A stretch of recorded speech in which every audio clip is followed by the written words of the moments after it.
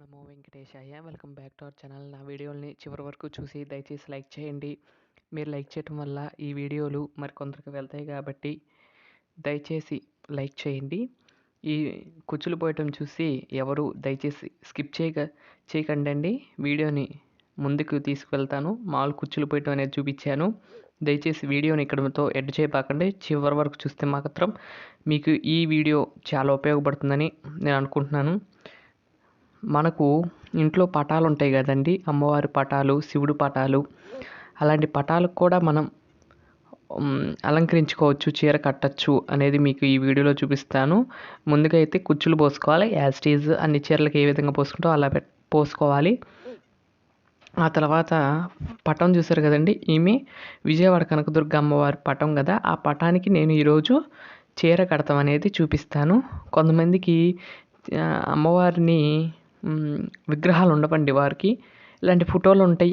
అమ్మవారిని కూడా చేసుకోవాలని వారికి ఉండదు కాబట్టి ఏ విధంగా చేసుకోవాలని ఈ వీడియోలో చూపిస్తాను. చూడండి, వీడియోని స్కిప్ చేయకుండా చూస్తే మాత్రం అర్థమవుతుంది. అమ్మవారికి ముందుగా మనం విగ్రహాలకి ఏ విధంగా అయితే నడుము దగ్గర కట్టుకుంటామో అదే విధంగా ఫోటోకి కూడా చూసుకుని సెంటర్లో ఈ విధంగా అయితే టై చేసుకోవాలి. మనం చీరన కట్టుకోవచ్చు, ఇలా లేకపోతే శాల్వాల్ లాంటివి కట్టుకోవచ్చు. మన ఇష్టం అండి. మన బడ్జెట్ అలాగే మన ఇంట్లో ఉన్న వస్తువుని బట్టి మనం అందంగా అమ్మవార్లను ఈజీగా అలంకరించుకోవచ్చు. చూస్తున్నారు కదా, ఈ విధంగా అయితే అమ్మవారిని ఇది 2 భాగాలుగా ఉంది. నేను ముందుగా అయితే చూసుకుంటున్నానండి, చున్నీ ఇలాగా వేద్దామా, ఏ విధంగా వేద్దామని చూసుకుంటూ చేసుకోవాలండి. ఇది చూడండి, ఈ విధంగా పెడితే ఎలా ఉండిద్ది, ఈ విధంగా పెడితే ఎలా ఉండిద్ది అని చూసుకుంటున్నాను. చూశారు కదా, అక్కడ ఏమైందంటే గోల్డ్ పెట్టేసరికి బ్లూ కనపడకపోతే ఏంటోగా ఉంది, అంటే గోల్డ్ కలిసిపోయిందని తర్వాత ఈ విధంగా అయితే తీసుకురావడం జరిగింది. అంటే ఇది ఎలా వేసానంటే పైన అటు చెంగు ఇటు చెంగు వేసాను.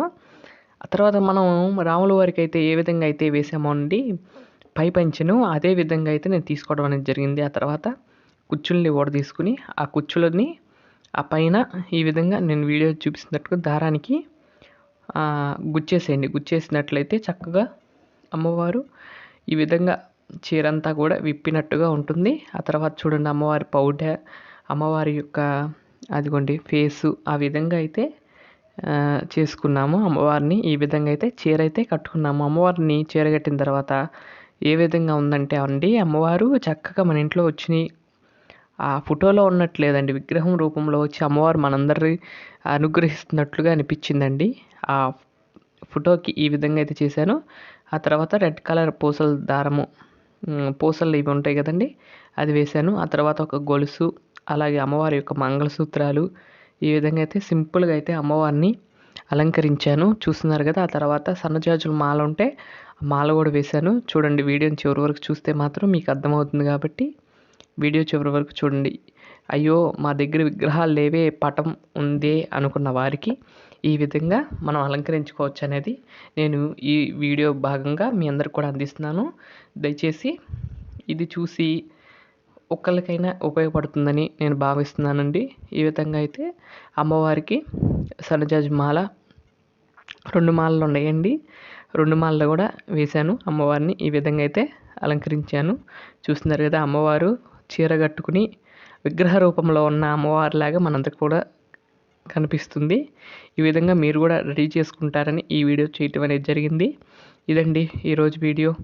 నా వీడియోలు కనుక మీకు నచ్చినట్లయితే లైక్ చేయండి, షేర్ చేయండి, సబ్స్క్రైబ్ చేయండి. ఇలాంటి మంచి వీడియోలు, అలాగే ఇంకా మరిన్ని కొత్త రకమైన ఇవి మీ అందరికి కూడా అలంకారాలు మీ అందరికీ చూపిస్తాను. మీరు మాత్రం దయచేసి లైక్ చేయండి, అలాగే కామెంట్ చేయగలరు. మీరు కామెంట్ చేస్తే ఈ వీడియో ఎలా ఉందనేది నాకు తెలుస్తుంది. మరొక మంచి వీడియోతో రేపటి వీడియోలో కలుస్తాను. అంతవరకు సెలవు. నమస్కారం. ఓం నమో వెంకటేశాయ. శ్రీమాత్రే నమః.